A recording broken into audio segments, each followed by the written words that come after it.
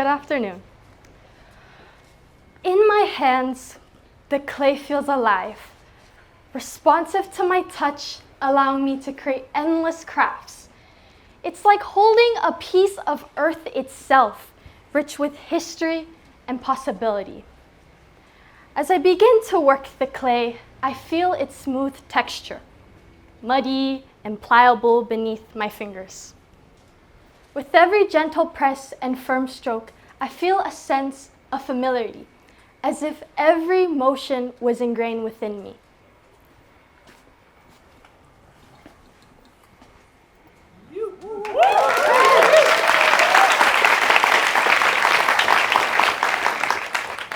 The vessel on the stage holds within is not just clay, but a narrative that bears witness to my experience and the experiences of many. Its form, its shape, and its story carries history, culture, and art. Today, I stand before you to share a journey of discovery, a journey that has led me to explore the ancient art of pottery in Bali, and in doing so, to unearth pieces of my own cultural identity. My mom is Balinese and my dad is American. So what does it mean to be Balinese? What does it mean to be American? What does it mean to be Balican or Americanese? From an early age, I always wondered about my parents' cultural backgrounds and how these could combine to create my own cultural identity. Do we get to choose what parts to embrace? Is one culture dominant? Growing up, my parents exposed me to diverse cultures. Born in Bangkok, then moving to Vientiane, Laos, attending an international school, I encountered various traditions. Living there for nearly half my life made me feel like my second home. The age-old question of where you're from becomes harder to answer when you're from a multinational family, much like many of you. I recall a moment in Laos that highlighted the struggle. Each year, we celebrated One World Day, where students wore traditional clothing from their hometowns. That day, I wore a Kalimantan costume borrowed from my mother's friend. Vibrant with colorful patterns and delicate beadwork, it stood out, and I was interviewed about it on live television. The interviewer asked about my outfit and interesting aspects of my culture. I blanked. I knew nothing about what I wore. And as a kid, we rarely traveled to Bali, so I never really understood much about my mother's Indonesian heritage. So I needed to learn. Moving to Bali in 2016 provided a gateway for me to reconnect to my Balinese ancestry.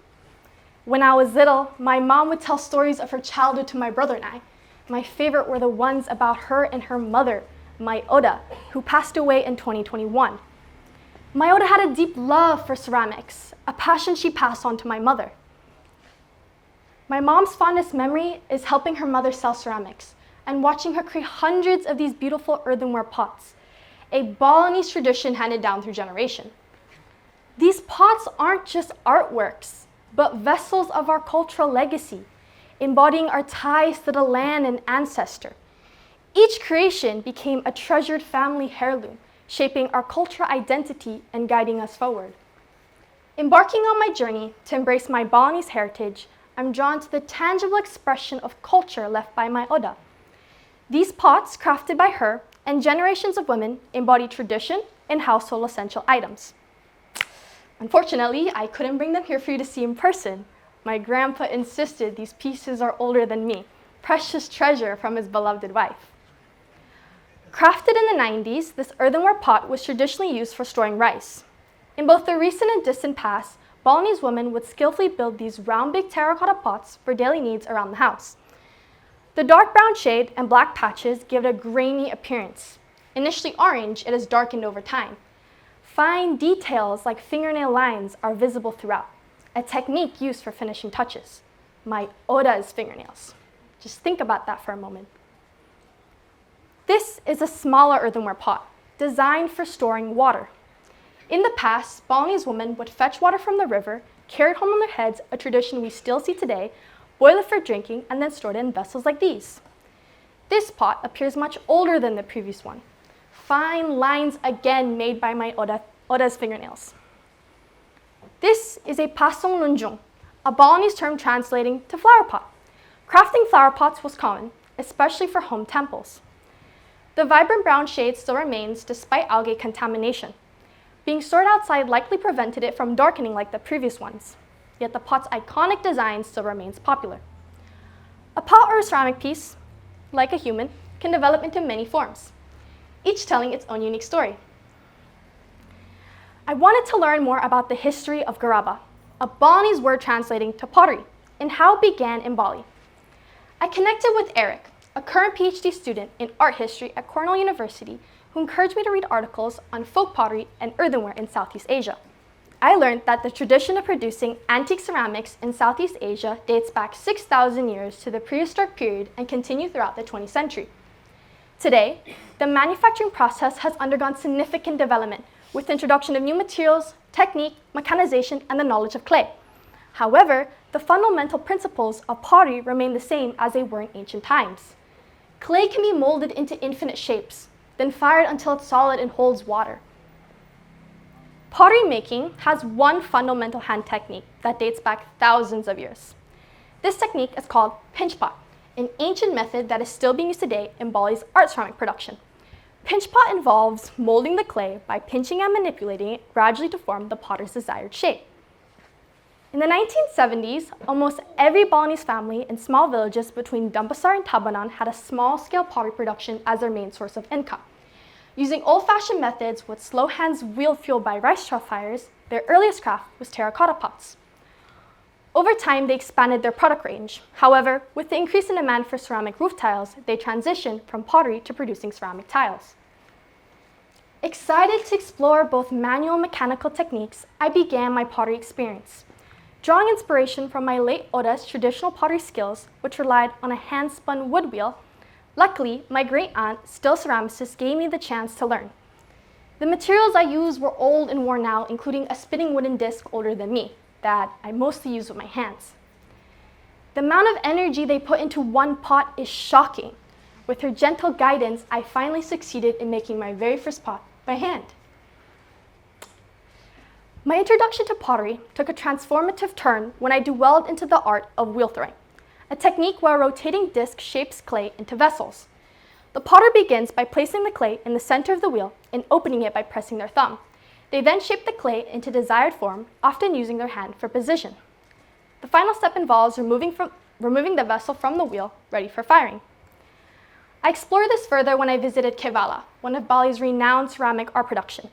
I took their introduction to wheel throwing. I made 4 pots using a mechanical wheel that constantly turned by a trigger of a foot, a technique easier than manually rotating the wheel by hand. In the end, I was able to take home 2 of my pieces. This experience felt bigger than me.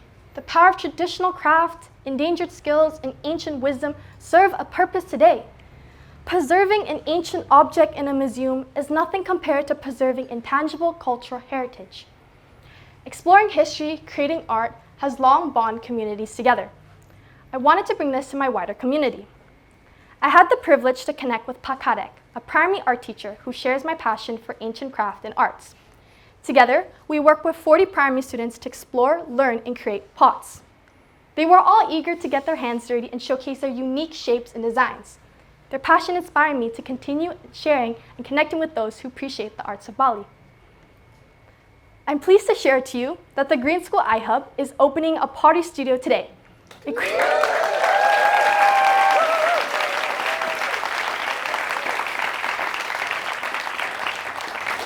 Equipped with potter's wheel, a kiln, and tools. It has been exciting to be the iHub's team advisor on materials, equipment, and share the fundamentals of pottery. With generous funding from the Green School Parent Association, we carefully designed the studio to provide students and faculty with a space to explore ceramics to unleash their creativity. To ensure this legacy continuity, I organized a workshop for art teachers and know that they will honor the space, offering students the chance to embrace, discover, and learn about Balinese arts and ceramic traditions resonating to their cultural backgrounds. Building on this, I've developed a course planner focusing on essential questions like, how can pottery express artistic ideas through clay experimentation? And how does art deepen our understanding of cultural backgrounds? These questions spark curiosity and create a deeper connection to art and culture.